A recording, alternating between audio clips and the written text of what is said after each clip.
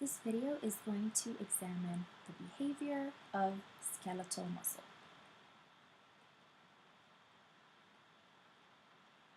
Which means we're going to be looking at how do skeletal muscles contract,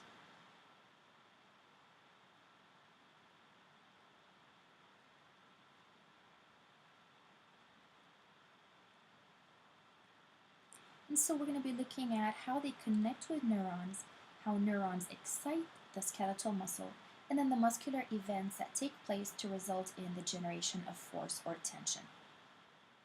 Unlike cardiac muscle that contain pacemaker cells that can generate their own action potentials, in a skeletal muscle you need a neuron, so you need nervous innervation in order to result in muscular contraction.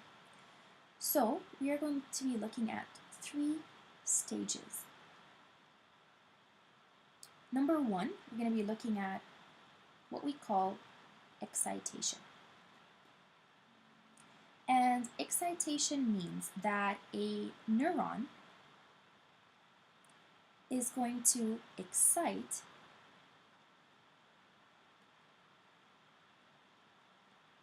the skeletal muscle.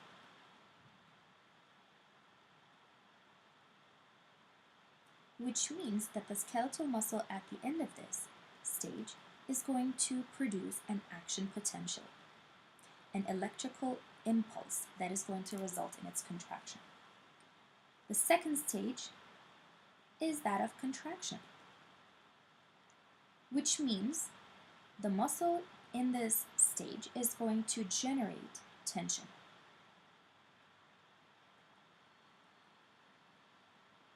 And so as a result, the sarcomere is going to shorten. The sarcomere, we've looked at the anatomy in a previous video. This is the smallest functional unit of a skeletal muscle, and so it will end up shortening. Finally, the third stage would be that of relaxation, where the muscle is going to relax. So this here is going to be a video that will have 3 components: excitation, contraction, and relaxation, to understand the entire behavior of skeletal muscle. Right. So let's go ahead and begin with our first step, which is excitation. Just a reminder here, we are going to be looking at how a neuron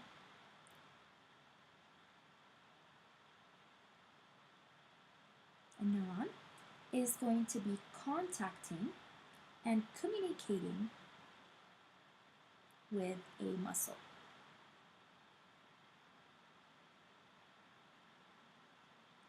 And so, to start to use some terminology, a neuron is going to be contacting the muscle at what we call the neuromuscular junction. And the axon terminal is this tip of the axon here, hence why we call it an axon terminal. And this is the part that is going to be relaying some messages and information to the muscle. So let's go ahead and zoom in on this neuromuscular junction and how a neuron is going to start to send its messages to start muscular contraction. I'm going to now zoom in on this axon terminal.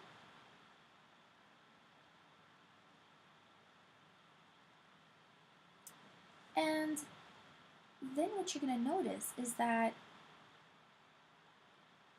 it doesn't really touch the muscle. There's actually space in between these 2 cells, and this space right here is what we call a synaptic cleft. The word synaptic comes from the word synapse, which means connection between two cells.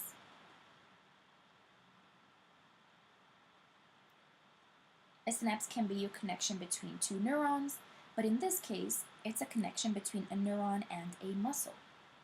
So we call it a synapse, the neuromuscular junction, or the neuromuscular synapse.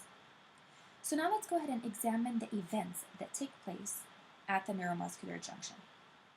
Step number 1 is that you're going to have an electrical impulse move down the axon and reach the axon terminal. So when this electrical impulse reaches the tip of the axon terminal, this is where excitation can begin. So electrical impulse, this is known as action potential, AP, that we will learn about in the neuron or nervous tissue chapter. Electrical impulse reaches the axon terminal. So I'll just remind you, axon terminal means the end of the neuron, the end of the axon. Once this action potential reaches the axon terminal, it's going to start to excite this area. And so the first thing that happens is that we have channels located in the membrane of the axon terminal. And these are what we call voltage-gated calcium channels.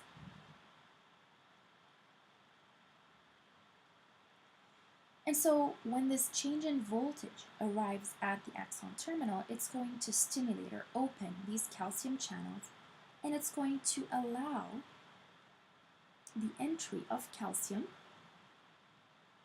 into the axon terminal.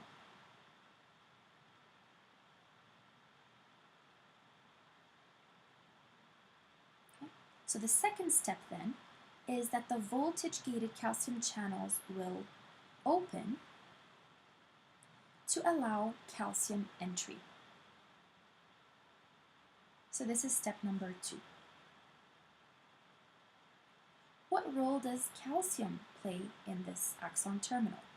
Well, very close to the membrane, we have sacs, what we call synaptic vesicles.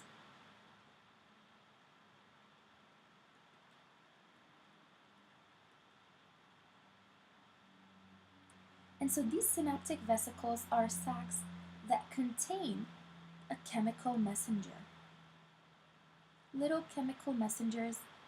In the case of the neuromuscular junction, this chemical messenger is something that we call acetylcholine. And acetylcholine is very important for the contraction of skeletal muscle. And so this chemical messenger that we call acetylcholine is found inside the synaptic vesicles. And so the role that calcium has in this is that it's going to trigger the movement of the synaptic vesicles closer to the membrane, and it's going to also trigger the fusion of these vesicles with the plasma membrane to allow the release of acetylcholine out into the synaptic cleft. This is a process that we call exocytosis. So, step number 3 is then that calcium triggers the fusion of synaptic vesicles with the plasma membrane.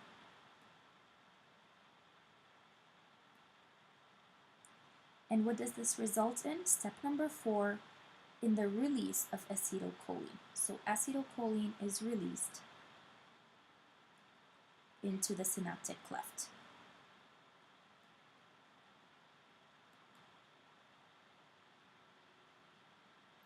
We can add that this occurs by the process of exocytosis.